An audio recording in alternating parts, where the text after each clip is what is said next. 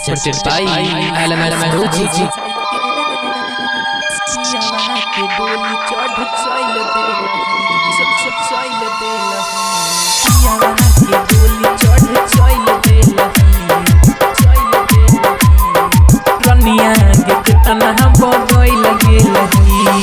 DJ Ajay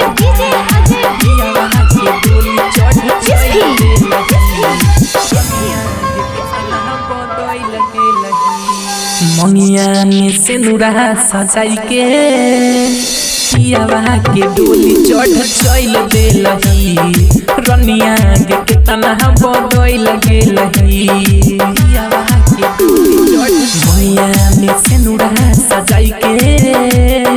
पियावा के डोली चढ़ चल देलही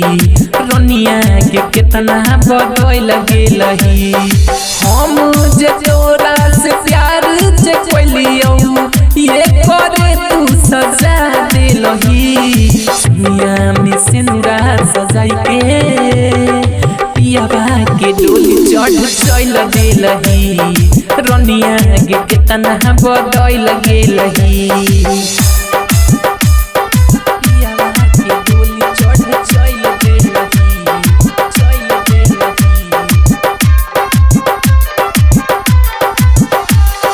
डीजे अजय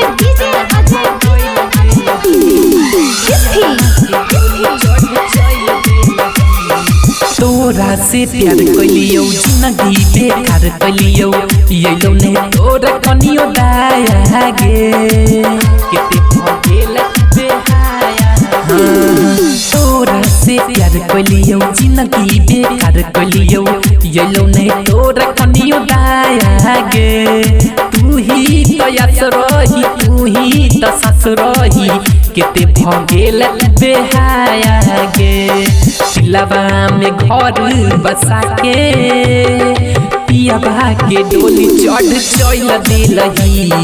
रनिया के कितना बदल गेलही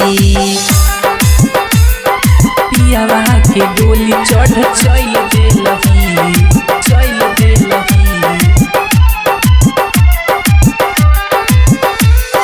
डीजे अजय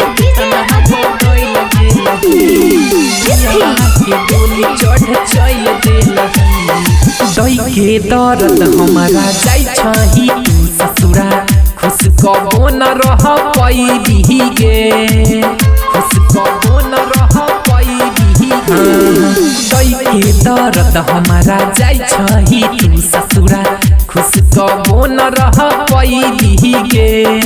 जेते तरफ तो ललंजी तोरा ले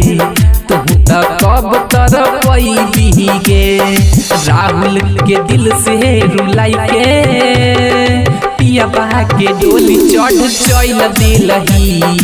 रनिया के कितना बदल गेलही तोरा से हम जे प्यार जे कोलियो ये करे तू सजा देलही मंगिया में सिंदूरा सजाई के पियावा के डोली चढ़ चल देलही रनिया के कितना बदल गेलही LMS Music Recording Studio, Darbhanga.